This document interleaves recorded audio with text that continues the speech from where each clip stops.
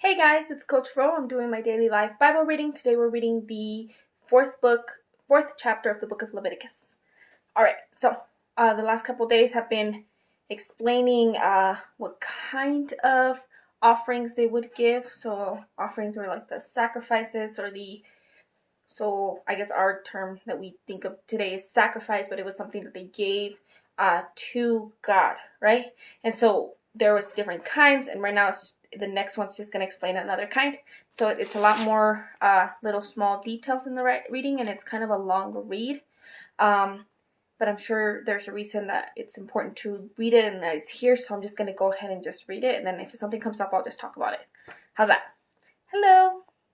If you're not caught up with any of the reading that I've done, or even with the beginning of this book, go to bit.ly/Rose Daily Life Bible Reading, and I've got all of it on there.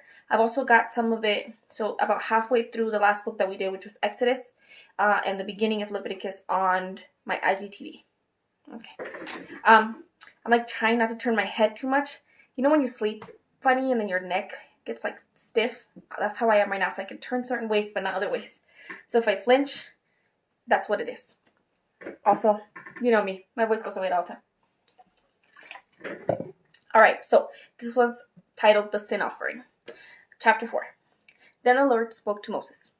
Tell the Israelites, when someone sins unintentionally against any of the Lord's commands and does anything prohibited by them, if the anointed priest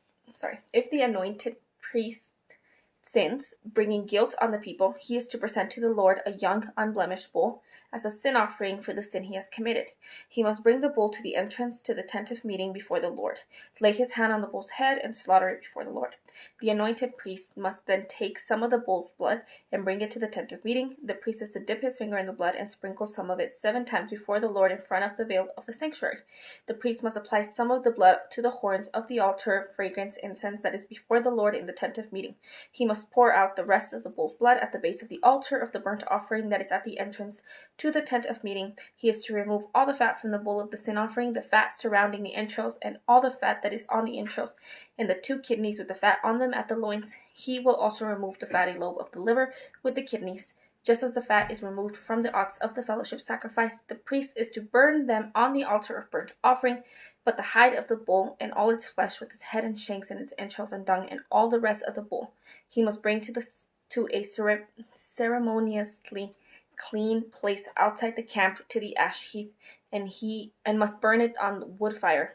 It is to be burned on the ash heap.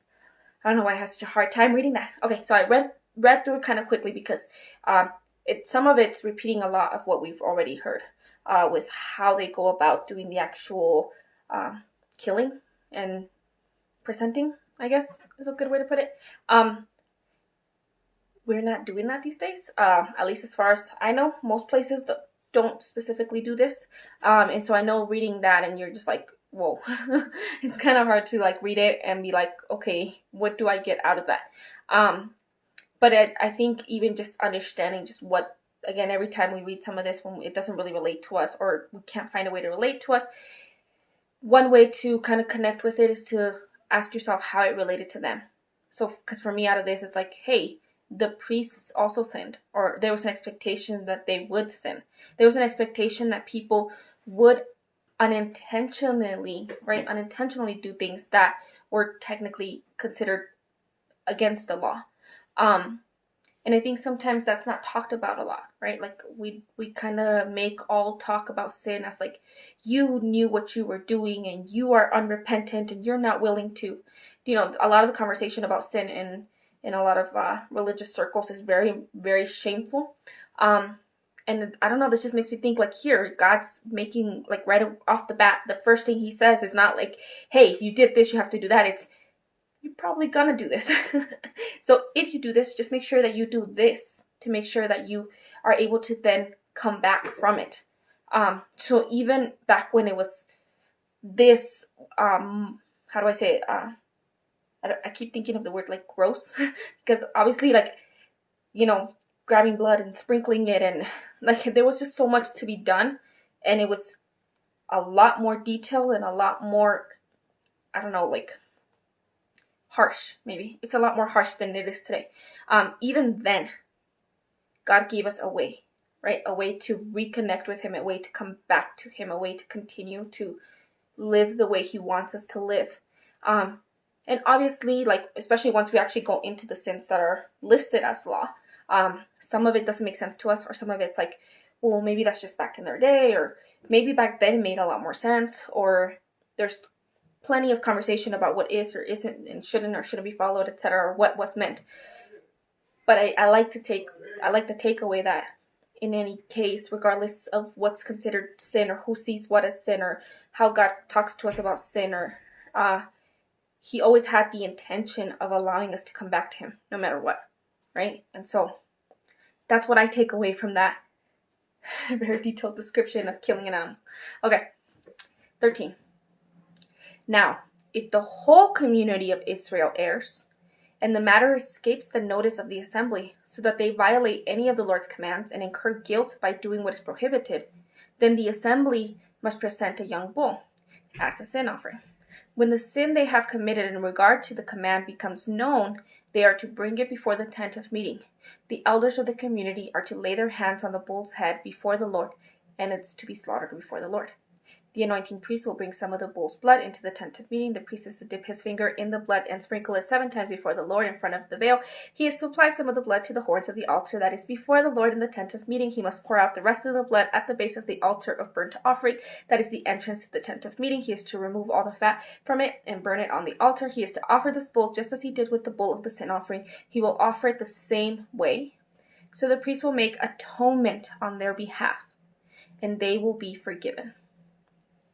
So like I try to speed up a bit with the details, but now this is when like the whole community does something, right? And it talks about there's like a difference between when it happens and then when it's known that it's happened. But at the end, if they recognize it, then do something about it, right? They will be forgiven. Then he will bring the bull outside the camp and burn it just as he burned the first bull. It is the sin offering for the assembly. When a leader sins and unintentionally violates any of the commands of the Lord, his God, by doing what is prohibited and incurs guilt, or someone informs him about the sin he has committed, he is to bring an unblemished male goat as his offering. He is to lay his hand on the head of the goat and slaughter it at the place where the burnt offering is slaughtered before the Lord. It is a sin offering. Then the priest must take some of the blood from the sin offering with his finger and apply it to the horns of the altar of burnt offering. The rest of the blood he must pour out at the base of the altar of burnt offering. He must burn all its fat on the altar, like the fat of the fellowship sacrifice. In this way, the priest will make atonement on his behalf for that person's sin, and he will be forgiven. Let me bring something up. So, okay. I didn't grow up within the Christian religion, at least not, we heard God talk or stuff like that, but I didn't know anything about the Bible or anything like that. And so my first understanding of like the church and what the church did was back when we were taught in school about the Roman Church, the Roman Catholic Church, and their big issue was like they basically took these, I don't know if this is the exact verse they took out of context, or where in the Bible they got it, but the whole concept of the priest being the person who atones for your sin, who does something on behalf of God, who's able to kind of be that middle ground, and how that was used. I would hope not, because that's actually what they thought God did, but they basically used that against the people and the means to get power, to get money, and all of that, right? So, if you are a Christian and you're somebody who, you want people in your life to understand Christianity, especially people who are non-believers, who believe other faiths, or who are, like, for example, like, more on, like, the atheist, agnostic side, you have to recognize that, one, the history of the church. So not just even, like, what people have been taught, because I know a lot of people are like, oh, well, these people have been taught this, or these people have been taught that. Hello. Let me send a little hi on here. It's not just the fact that some things have been taught and some people have been taught negative things. It's the fact that things have been done negatively, right? The church, the history of people who use Christianity in a negative way is very real. It's very true. and it has happened. And so if you don't take that into consideration when people are like telling you that that's one of their concerns, why should they listen to you on anything else, right? We have to be willing to accept the fact that people can use even very positive, very good things in a very, very evil way. And if people are afraid that that will continue to happen, or if people are afraid that that good thing isn't good because it's been used in a bad way, and you don't acknowledge that, it's gonna affect people. Like, they're gonna not want to be involved. They're gonna want to like stay away from it. Like, why would they want or have any interest in being involved with something that did such a horrible thing? I think that's incredibly human. That's incredibly normal. And I think it's something that we have to just reconcile with. You know what I mean? Like, we just have to be, what is the word? Like, we just have to be cognizant of the fact that that's a thing. Because if not, we're just gonna keep thinking that it's their problem instead of taking responsibility or the fact that it's also our issue. It's also our responsibility. Just, keep that in mind. It's just, remember that if you have heard that, on the other end, okay, you're somebody who's coming in and that's your knowledge and your entire knowledge of the Christian faith is that the church has done horrible things. Notice that that's not what it said.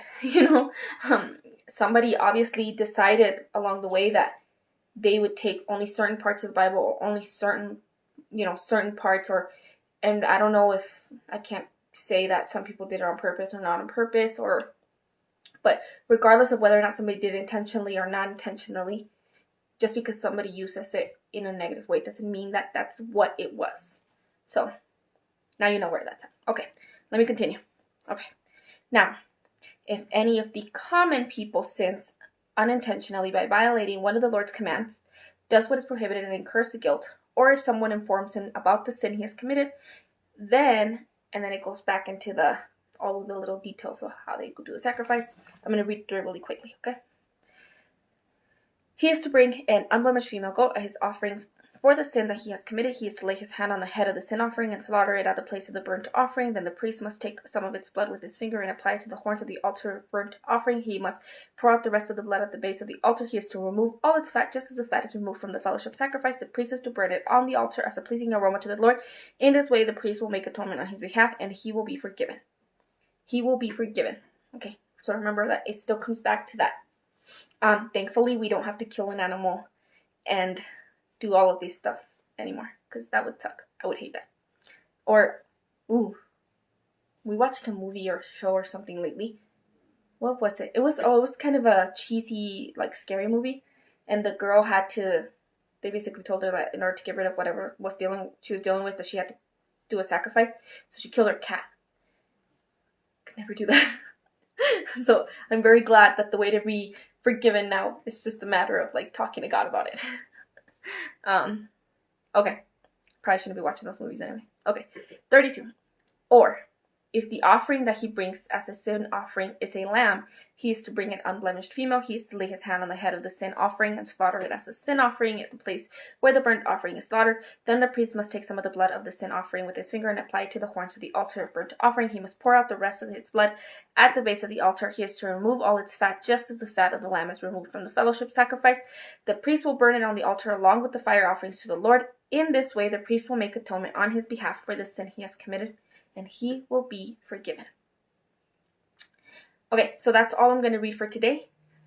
We are chapter 4, so tomorrow we'll do chapter 5. It's kind of short. Okay, we'll see how I'm feeling tomorrow. Because, maybe do 5 and 6.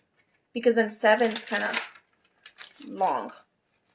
We'll see. We're going to have to play it by ear, and we might have to read in between chapters, especially as it starts to get into more like little sections, because some of it won't make sense if we cut it off halfway through, and some of it will be too much, at once, especially some of the, like I said, this book's a little bit more complicated because this book has a lot more, I would say, touchy subjects. So, and I see somebody read Psalm 1. So remember, this is part of the series. We're doing just the entire Bible chronologically. So we're going through the books as they happened, or as time went by for the people that they were written for. Psalms So some of those books are a little harder to kind of fit into, they're harder to fit into the chronological series because they kind of were written at different periods. But as that happens, the chronological Bible will have us do that. So as it comes up, when that needs to come up, it'll come up. Right now, it hasn't so far. But if you are also wanting to read some of the other books, you should go ahead and read other parts. I know that I'm doing other studies on the side.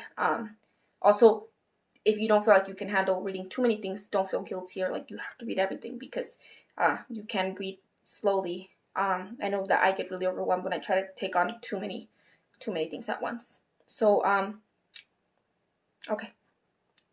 I don't know what else to say about this section. I thought it was going to be worse. For some reason, I thought I wasn't going to know what to say for this part, but a lot came out. All right.